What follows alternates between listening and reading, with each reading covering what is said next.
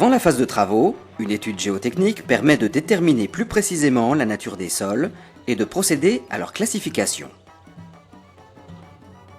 Cette opération commence par le prélèvement d'échantillons lors de sondages.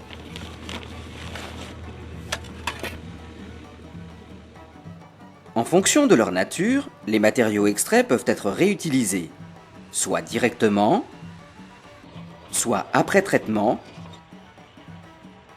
ou mis en dépôt. Un sol est constitué d'un ensemble de grains de dimensions différentes. Les éléments les plus gros sont des éléments rocheux. Les éléments moyens sont des graves ou des sables. Les grains les plus fins, en dessous de 80 microns, sont appelés fines, jusqu'aux argiles inférieures à 2 microns. Ce sont eux qui, en retenant l'eau, vont donner au sol ses caractéristiques et son comportement. Un sol est classé en fonction de la proportion de chacun de ces éléments. Le GTR, Guide des travaux routiers, distingue 4 grandes familles de matériaux. Les sols dans lesquels la taille maximale du grain reste inférieure à 50 mm, les sols dans lesquels la dimension des grains dépasse 50 mm, les matériaux rocheux ne comportant pas d'éléments fins. La répartition dans ces 3 catégories est affinée en laboratoire par une analyse granulométrique. Cet essai est normalisé.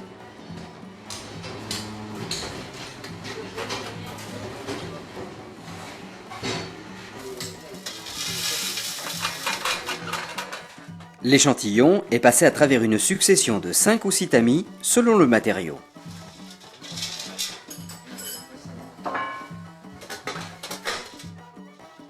Voici 3 tamis avec des mailles de plus en plus resserrées.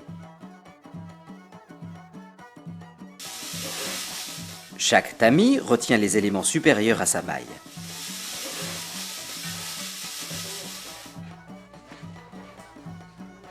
Après séchage et pesage, on peut dessiner la courbe granulométrique. On obtient la proportion d'éléments pour chaque grosseur de grain. Les mailles s'étalent du 80 microns, c'est-à-dire 80 millièmes de millimètre, au 150 mm. Cet essai permet un premier classement des matériaux.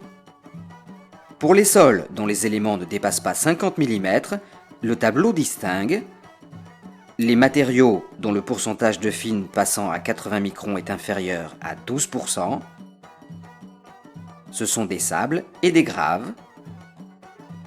Entre 12 et 35% de fines, des sols sablo-graveleux riches en fines. Entre 35 et 100%, les sols fins. En dessous de 12%, on utilise le passant à 2 mm pour affiner la classification. Il permet de distinguer les graves en dessous de 70% et les sables entre 70 et 100%. Pour les sols comprenant des fines, on cherche à déterminer leur sensibilité à l'eau.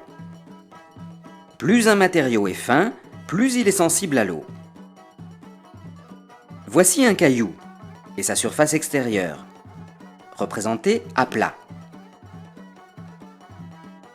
Le caillou est fractionné. On crée ainsi 2 surfaces supplémentaires. Si on répète l'opération, on crée encore 2 nouvelles surfaces pour le même volume de cailloux. Plus le matériau est fractionné, plus la surface de l'ensemble des éléments, appelée surface spécifique, augmente. On verse une quantité d'eau identique sur un gros élément et sur du matériau fin de même poids. L'eau se répand à la surface et une partie y adhère.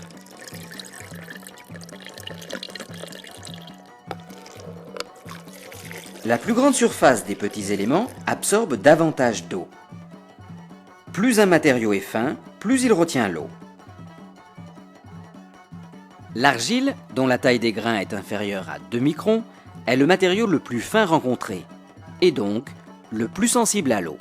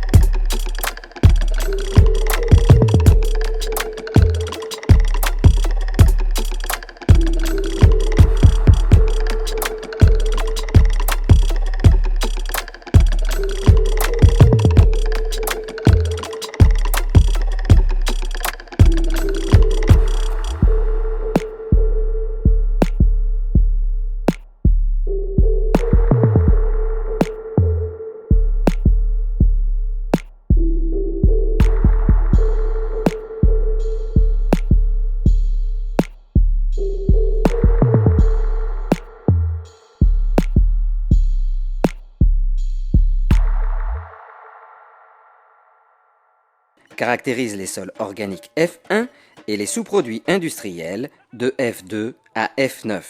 La réutilisation de ces matériaux est étudiée au cas par cas dans des laboratoires spécialisés. La classification normalisée du GTR permet au terrassier de connaître les caractéristiques des matériaux qu'il va façonner pour réaliser ses chantiers.